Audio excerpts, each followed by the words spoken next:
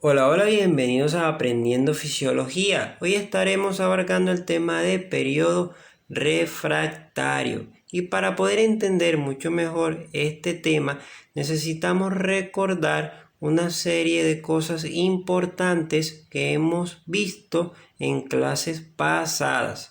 Entonces, recordemos que cuando un estímulo llega a la célula nerviosa, provocará una serie de cambios súbitos a nivel de lo que será el potencial de membrana, provocando lo que será un potencial de acción, que básicamente constituye la manera en que se transmite la información y que dicho potencial de acción tendrá una morfología específica para lo que será la fibra nerviosa. Entonces, para entender mucho mejor lo que será ese periodo refractario, vamos a estudiar más a fondo lo que será esta morfología del potencial de acción para la fibra nerviosa.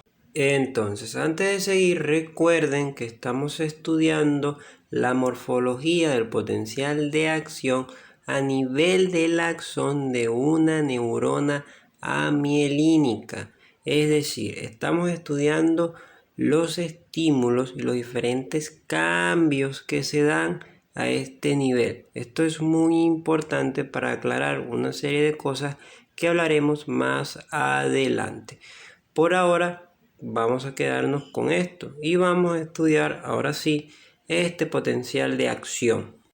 En la morfología del potencial de acción para una fibra nerviosa encontraremos una primera parte que estará compuesta por lo que será la fase de reposo o el potencial de membrana en reposo, que será de menos 90 milivoltios. También estará compuesto por lo que será una fase de despolarización, que es aquella que se da por el aumento súbito de la entrada de iones de sodio a través de la membrana.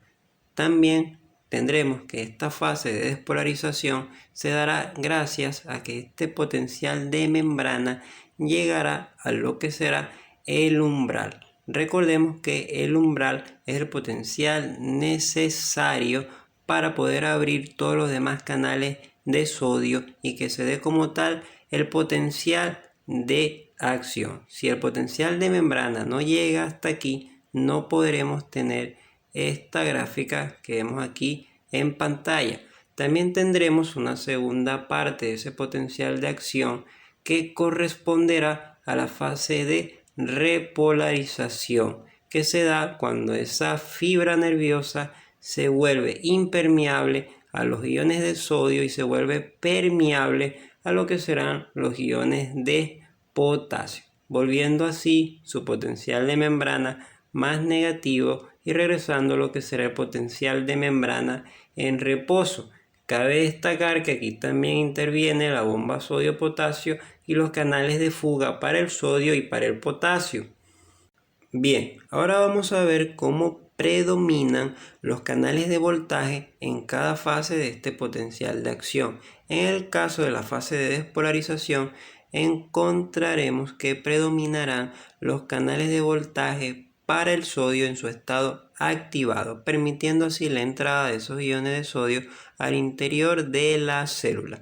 Una vez que ese potencial alcanza su punto máximo, que es de 35 milivoltios, estos canales de sodio o de voltaje para el sodio entrarán en su estado inactivado, impidiendo así que esos iones entren a través de esa membrana. Una vez que sucede esto, simultáneamente se dará la apertura de los canales de voltaje para el potasio, que entrará en este caso en su estado de activación lenta o en su estado activado. Una vez que sucede esto, se da la salida de los iones de potasio hacia el exterior de esa membrana, volviendo así más negativo el potencial de membrana en esa célula o en esa dicha fibra. Cabe destacar que a lo largo de lo que será esta fase, que es la de repolarización,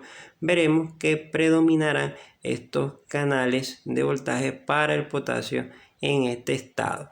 Una vez que ya se alcanza su potencial de membrana en reposo, que es de menos 90 milivoltios, encontraremos que estos canales, en el caso de lo que será para el potasio, entrará en su estado de reposo, y en el caso del canal de voltaje para el sodio entrará también en su estado de reposo, como ven aquí en pantalla. Con todo esto que ya vimos, podemos entrar ya de lleno en lo que será el periodo refractario. Muy bien, definamos qué es el periodo refractario. Es el momento en el que la membrana pasa de ser totalmente insensible ante un segundo estímulo a recuperar de nuevo su sensibilidad. Y este periodo refractario se divide en un periodo refractario absoluto y en un periodo refractario relativo. Ahora vamos a ver cómo se encuentran representados estos periodos a nivel de lo que es la morfología del potencial de acción para una fibra nerviosa. Pero primero haremos una pequeña pausa para recordarte que tu suscripción es muy importante para ayudar a crecer el canal, así que no olvides suscribirte. Tampoco olvides darle a la campanita de notificaciones para que estés al tanto para cuando subamos más contenido. Bien, primero debemos de saber dónde se encuentran estos periodos. En el caso del periodo refractario absoluto, tendremos que se extiende desde lo que será el umbral hasta el primer tercio de la fase de repolarización, como vemos aquí en pantalla. Y también en este periodo refractario absoluto abarcará lo que será la porción de sobreexcitación que ven aquí en pantalla, que es aquella que se extiende más allá del cero en el potencial de acción. En el caso del periodo refractario relativo, será aquel que se extiende inmediatamente desde el final, desde el primer tercio de la fase de repolarización hasta la postdespolarización. Bien, ¿qué es la postdespolarización? Será aquella porción de la fase de repolarización que se encuentre entre menos 65 milivoltios hasta el potencial de membrana en reposo. Entonces, esto será el periodo refractario relativo, como ven aquí en pantalla. Ahora veamos en qué consiste cada periodo. En el caso del periodo refractario absoluto, será aquel donde no podrá haber un nuevo potencial de acción o un segundo potencial de acción. Así haya un estímulo muy fuerte o un estímulo supraumbral, dado a que los canales de voltaje para el sodio ya se encontrarán activados para la fase de despolarización. Es decir, ya se encuentran llevando un potencial de acción y ya no pueden llevar otro más.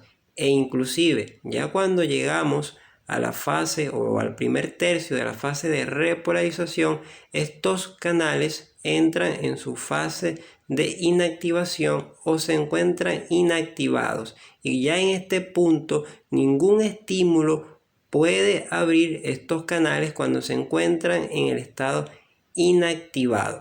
En el caso del periodo refractario relativo, será aquel en el que sí se podrá tener un nuevo potencial de acción o un segundo potencial de acción, pero si se aplica un estímulo muy intenso o un estímulo supraumbral. Esto se da gracias a que ya en este periodo refractario relativo, como ven aquí, ya algunos canales de voltaje para el sodio entran en su estado de reposo, y en este estado sí se puede dar la apertura de estos canales y que se dé de nuevo lo que será un potencial de acción.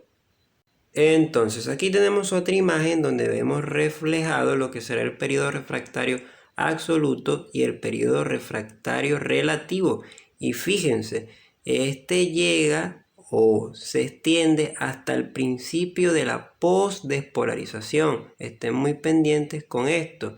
Y recuerden que aquí, como vemos, la postdespolarización es la porción de la fase de repolarización que se extiende desde menos 65 milivoltios hasta menos 90 milivoltios. También podemos encontrar una porción de post-hiperpolarización, donde se puede presentar en algunas células por diferentes causas, pero eso lo hablaremos en otra clase. Con esto ya llegamos al fin de lo que es esta clase o este video. Es muy importante que recuerden que aquí estudiamos este potencial o esta morfología del potencial de acción para una fibra nerviosa a nivel de su axón.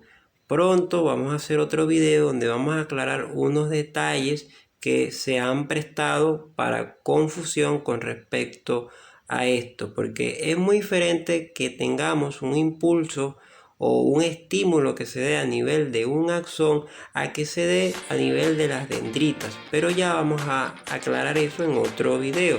Y con esto llegamos al final de la clase. Si te gustó, por favor suscríbete y comparte, y no olvides suscribirte de nuevo. Por supuesto, nos veremos la otra semana. Chao, chao.